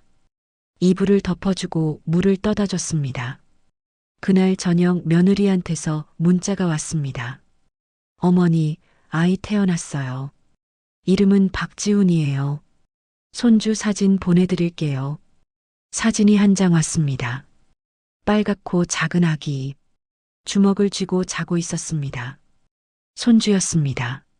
하지만 답장하지 않았습니다. 지금은 영자가 더 중요했으니까요. 항암 치료 후 영자는 머리카락이 빠지기 시작했습니다. 베개에 머리카락이 수북이 쌓였습니다. 빗으로 빗으면 한 움큼씩 빠졌습니다. 정수가, 나 이제 진짜 할머니 다 됐다. 무슨 소리야? 원래 할머니잖아. 그래도 머리카락이 없으니까 모자 쓰면 돼. 예쁜 거 사주자. 함께 시장에 가서 예쁜 모자를 샀습니다. 분홍색 니트 모자를 영자 머리에 씌워줬습니다. 어때? 잘 어울려. 거울을 보는 영자가 슬프게 웃었습니다. 눈가에 주름이 더 깊어진 것 같았습니다. 계절이 바뀌어 겨울이 왔습니다. 첫눈이 내리는 날 영자가 창밖을 봤습니다. 정수가 눈 온다. 그러네. 예쁘다. 우리 밖에 나가볼까? 추운데 괜찮겠어? 괜찮아. 나가고 싶어. 두꺼운 옷을 입히고 밖으로 나갔습니다. 패딩 점퍼와 목도리를 감고 장갑도 끼고 털모자도 눌렀었습니다. 아파트 단지에 눈이 소복이 쌓여 있었습니다. 발자국이 하나도 없는 하얀 눈밭이었습니다. 와, 세상이 하얗다. 영자가 손을 뻗어 눈송이를 받았습니다. 차가운 눈이 손바닥에서 녹았습니다. 정수가, 응? 고마워. 뭐가?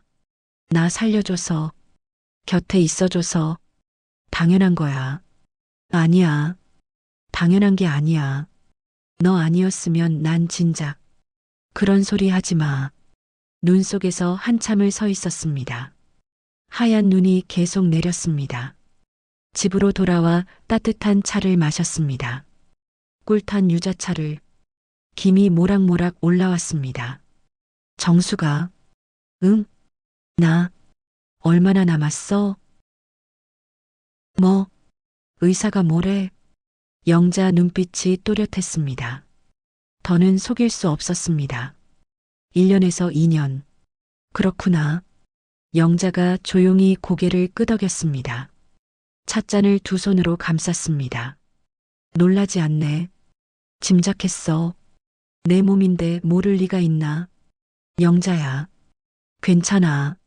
나 72년 살았어. 충분히 살았어. 하지만, 근데 정수가, 응? 나 한 가지 소원 있어. 뭔데? 제주도 가고 싶어. 제주도? 응. 바다 보고 싶어. 우리 같이 가자. 그래. 가자. 꼭 가자. 손을 맞잡고 약속했습니다. 따뜻한 손과 차가운 손이 맞닿았습니다. 봄이 되면 제주도에 가기로요. 새해가 밝았습니다. 73살이 됐고 영자도 73살이 됐습니다. 영자 상태는 조금씩 나빠지고 있었습니다. 걷는 것도 힘들어했고 자주 누워 있었습니다. 숨소리가 거칠어졌습니다. 밤에 기침도 많이 했습니다. 정수가, 나 제주도 갈 수 있을까? 당연하지. 우리 꼭 갈 거야. 언제? 3월. 날씨 따뜻해지면. 그때까지 내가 괜찮을까? 괜찮을 거야. 걱정 마. 하지만 저도 불안했습니다. 영자가 3월까지 버틸 수 있을까? 매일 기도했습니다. 3월이 왔습니다. 영자 상태가 조금 나아졌습니다. 볼에 약간 혈색이 돌았습니다. 밥도 조금씩 먹었습니다. 정수가, 나 요즘 좀 괜찮은 것 같아. 정말? 다행이다. 제주도 갈 수 있을 것 같아. 그럼 표 예매할게. 비행기 표를 예매했습니다. 3월 15일 출발, 2박 3일. 영자가 기뻐했습니다. 앙상한 손을 모으며 정수가 나 너무 기대돼. 나도 준비 열심히 하자. 짐을 싸기 시작했습니다. 옷, 약, 모자, 선크림. 필요한 것들을 하나씩 챙겼습니다. 체온계도 챙기고 진통제도 넉넉히 챙겼습니다. 출발 전날 밤 영자가 말했습니다. 정수가 혹시 내가 제주도에서 그런 소리 하지 마. 들어봐. 만약에 그러면 안 돼. 우린 같이 서울로 돌아올 거야. 영자가 제 손을 꽉 잡았습니다. 뼈만 앙상한 손으로. 응, 그래야지. 출발날 아침이 밝았습니다. 영자를 휠체어에 태우고 공항으로 갔습니다. 택시를 타고 기사님이 도와주셨습니다. 영자야, 괜찮아? 응, 괜찮아. 설레. 비행기에 올랐습니다. 창가 자리에 앉았습니다. 이륙하는 순간 영자가 제 손을 꽉 잡았습니다. 정수가 우리 하늘 위에 있다. 그러게. 구름이 예쁘다. 창밖으로 하얀 구름이 흘러갔습니다. 솜사탕같이 부드러운 끝없이 펼쳐진 하늘이었습니다.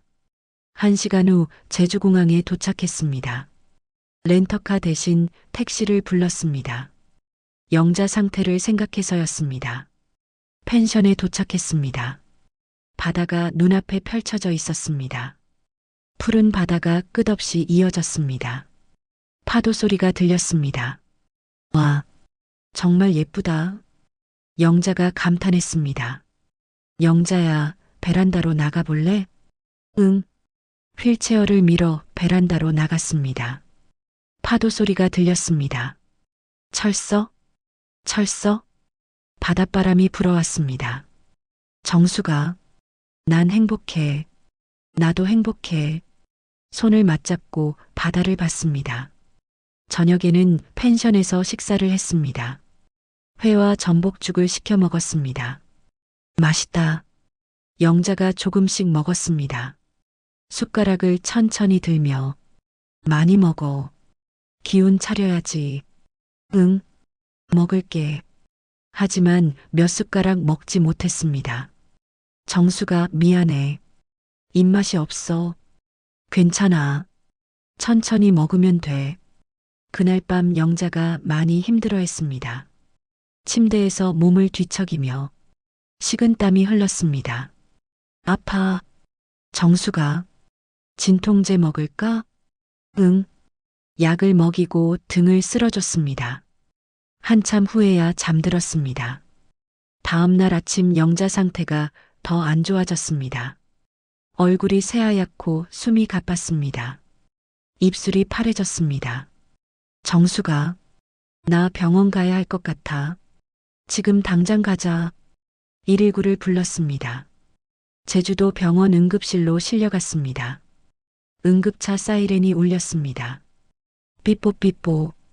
의사가 진찰 후 말했습니다. 청진기를 귀에 걸고 상태가 위중합니다. 서울로 이송 준비하시겠습니까? 환자분 의사는 어떠신가요? 의사가 영자를 봤습니다. 여기서 받아보면서 영자가 가느다란 목소리로 말했습니다. 알겠습니다. 존중하겠습니다. 입원실로 옮기겠습니다. 병실로 옮겨졌습니다. 창문으로 바다가 보이는 병실이었습니다. 하얀 커튼 사이로 푸른 바다가 보였습니다. 파도가 부서지는 게 보였습니다. 영자야, 바다 보여. 응, 예쁘다. 영자가 미소 지었습니다. 그날 밤, 영자 상태가 급격히 나빠졌습니다. 의식이 흐려지기 시작했습니다. 눈을 제대로 뜨지 못했습니다. 정수가, 응, 나 여기 있어. 고마워. 정말 고마워. 나도 고마워, 영자야. 우리 다음 생에도 친구하자. 응, 꼭. 영자 손이 점점 차가워졌습니다. 체온이 빠져나가는 게 느껴졌습니다. 맥박이 약해졌습니다. 영자야, 영자야. 대답이 없었습니다. 새벽 3시 27분. 영자가 숨을 거뒀습니다. 바다가 보이는 제주도 병실에서 저는 영자 손을 꽉 잡고 울었습니다. 한참을 울었습니다. 목이 쉬도록 울었습니다. 간호사가 들어와 영자를 정리했습니다. 하얀 천으로 덮어주며 고인의 명복을 빕니다. 저는 창밖 바다를 봤습니다. 새벽 바다가 검푸르게 출렁이고 있었습니다. 파도가 계속 밀려왔다 빠져갔습니다. 영자 장례는 서울에서 치르기로 했습니다. 제주도에서 운구 절차를 밟았습니다. 항공편으로 서울까지 모시는데 하루가 걸렸습니다. 서울 장례식장에서 3일장으로 조촐하게 치렀습니다. 국화꽃이 영정 앞에 놓였습니다. 하얀 국화가 수북이 쌓였습니다. 조문객은 많지 않았습니다. 복지관 사람들 몇 명과 봉사 동료들이 왔습니다. 고인의 명복을 빕니다. 감사합니다. 장례를 치르는 동안 눈물이 멈추지 않았습니다. 화장을 하고 유골함을 받았습니다. 하얀 유골함. 차가웠습니다. 영자야, 우리 약속했던 곳으로 가자. 며칠 후 다시 제주도로 갔습니다. 영자를 모시고 가는 길이었습니다. 바다가 보이는 납골 땅에 모셨습니다. 영자야, 여기 좋지? 바다 잘 보이지? 잘 쉬어. 나 자주 올게. 보고 싶을 거야. 많이. 영자 사진 앞에서 한참을 앉아 있었습니다.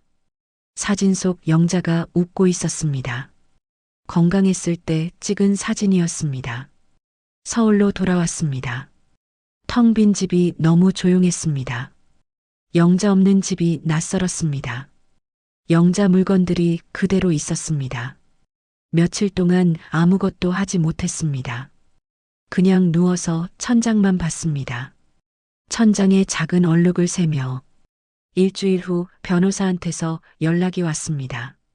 박정숙 씨, 고영자 씨 유언 집행건으로 연락드렸습니다. 네. 영자 씨 집과 예금 5천만 원을 정숙 씨께 남기셨습니다. 서류 처리하러 오실 수 있으세요? 네.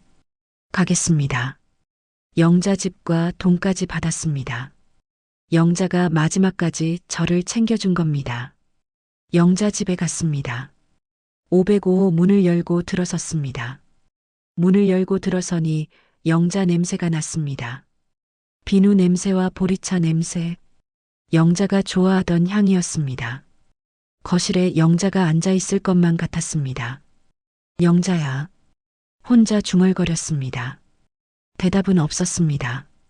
영자 방을 정리했습니다. 옷, 사진, 물건들 하나하나 정리하며 울었습니다. 서랍에서 편지를 발견했습니다. 제게 쓴 편지였습니다. 노란 봉투에 든 손으로 쓴 편지였습니다. 정수가, 내가 이 편지를 쓸 때 넌 옆에서 자고 있어. 코 골며 자는 모습이 귀여워서 웃음이 나. 나 곧 떠날 거야. 그거 알고 있어. 하지만 후회 없어. 너랑 함께한 시간이 행복했어. 정수가, 너 혼자 남겨서 미안해. 하지만 잘 살아줘. 오래 살아줘. 그리고 행복해져. 그게 내 소원이야. 사랑해, 내 친구. 고마워. 편지를 읽고 한참을 울었습니다. 바닥에 주저앉아 울었습니다. 한 달이 지났습니다. 영자 집을 팔았습니다. 2억에 팔렸습니다. 이제 제게 남은 돈은 10억 정도였습니다. 혼자 살기엔 충분한 돈이었습니다. 하지만 혼자라는 게 외로웠습니다. 복지관 봉사를 다시 시작했습니다. 정숙님, 오랜만이에요. 그동안 어디 가셨어요? 친구가 돌아가셔서. 아이고, 많이 힘드셨겠어요. 봉사를 하며 조금씩 일상으로 돌아왔습니다. 도시락을 나눠주고 어르신들과 이야기하고. 하지만 영자 생각은 항상 났습니다. 계절이 바뀌어 여름이 왔습니다. 영자 기일이 다가왔습니다. 제주도로 갔습니다. 납골 땅에서 영자를 만났습니다. 영자야, 나왔어. 보고 싶었어? 요즘 잘 지내고 있어. 봉사도 다시 시작했어. 너 없어서 외롭긴 한데. 그래도 열심히 살고 있어. 약속했잖아. 잘 살겠다고. 영자 사진을 보며 웃었습니다. 다음에 또 올게. 기다려. 서울로 돌아왔습니다. 집에서 민수한테서 편지가 왔습니다. 어머니, 저 다음 달에 출소합니다. 모범수로 2년 감형받았습니다. 찾아뵙고 싶습니다. 괜찮으시겠습니까? 6년 만이었습니다. 민수가 곧 나옵니다. 만나야 할까요? 며칠 밤을 고민했습니다. 베란다에 서서 밤하늘을 보며 별이 반짝였습니다. 결국 답장을 보냈습니다. 만나자. 하지만 조건이 있다. 내가 먼저 피해자들한테 사과해라. 그리고 앞으로 어떻게 살 건지 계획을 가지고 와라. 한 달 후 민수가 출소했습니다. 약속 장소는 조용한 카페였습니다. 영자와 자주 가던 그 카페. 창가 자리에 앉아 기다렸습니다. 민수가 들어왔습니다. 수척해진 얼굴, 하얗게 센 머리, 다리를 절뚝이는 모습. 6년이 얼마나 긴 시간이었는지 보였습니다. 목발을 짚고 있었습니다. 어머니, 민수가 무릎을 꿇었습니다. 카페 사람들이 쳐다봤습니다. 컵 부딪히는 소리가 멈췄습니다. 일어나. 죄송합니다. 정말 죄송합니다. 일어나라고 했다. 민수가 일어나 자리에 앉았습니다. 목발을 옆에 세워두고 의자를 끌어당기는 소리가 났습니다. 피해자들한테 사과했니? 네. 한 분 한 분 찾아뵙고 사과했습니다. 앞으로 계획은 작은 식당에서 설거지 일 구했습니다. 다리가 불편해서 주방 일은 못하지만 월급 받아서 조금씩 갚겠습니다. 아내와 아이는 이혼했습니다. 아이는 가끔 사진으로 보내준대요. 민수가 핸드폰을 꺼냈습니다. 금간 화면에 아기 사진이 보였습니다. 돌진한 아기 사진이었습니다. 웃고 있는 아기. 손주. 예쁘네. 제 입에서 저절로 나온 말이었습니다. 민수가 울음을 터뜨렸습니다. 어깨가 들썩이며 어머니, 제가 정말 짐승만도 못한 짓을. 사람들이 쳐다봤지만 민수는 멈추지 않았습니다. 6년 동안 매일 밤 악몽을 꿨어요. 어머니가 요양원 눈밭에 서 계신 그 모습이. 매일 저는 가방에서 작은 물건을 꺼냈습니다. 녹음기였습니다. 검은색 플라스틱 케이스. 먼지가 약간 묻어 있었습니다. 민수가 그것을 보고 얼어붙었습니다. 얼굴이 하얗게 질렸습니다. 손이 떨렸습니다. 이거 기억하니? 네. 이 버튼이 눌리던 날, 손가락이 빨간 버튼을 눌렀습니다. 딸깍. 28억이야, 28억. 우리 빚 6억 갚고도. 민수 자신의 목소리가 흘러나왔습니다. 엄마 주무시나 봐. 다행이다. 얘기 좀 하자.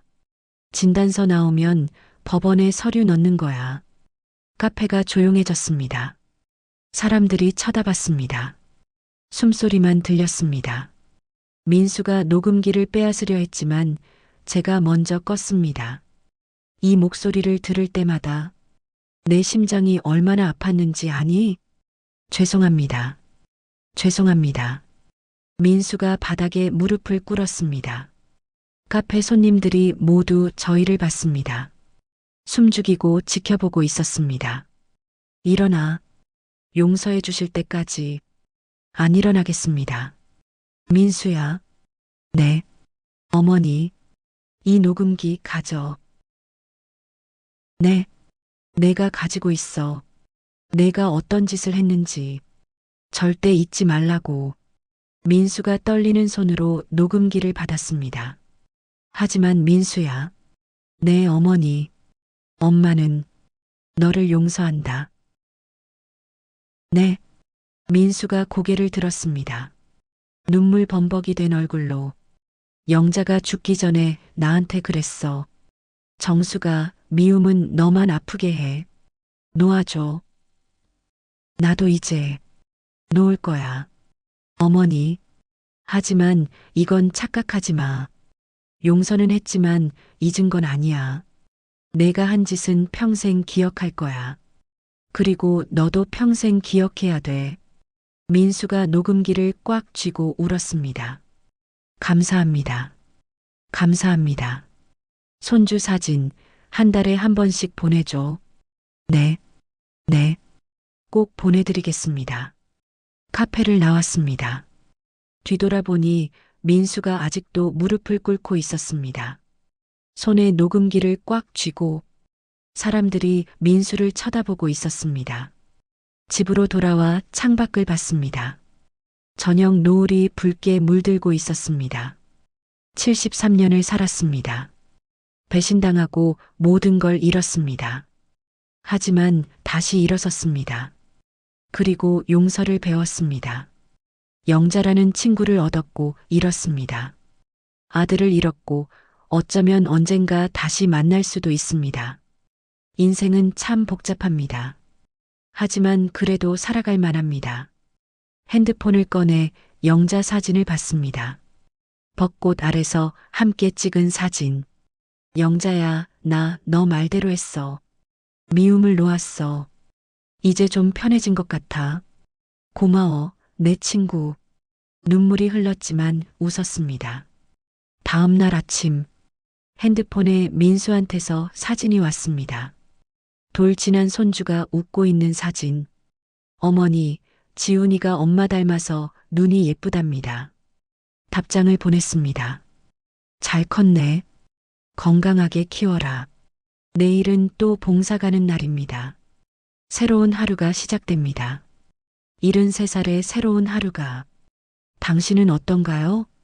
인생에서 가장 큰 배신을 당했을 때 용서할 수 있었나요? 용서는 상대를 위한 게 아닙니다. 나 자신을 위한 겁니다. 73살에도 새로운 시작이 가능합니다. 댓글로 사연을 남겨주시면 함께 울고 웃어드리겠습니다.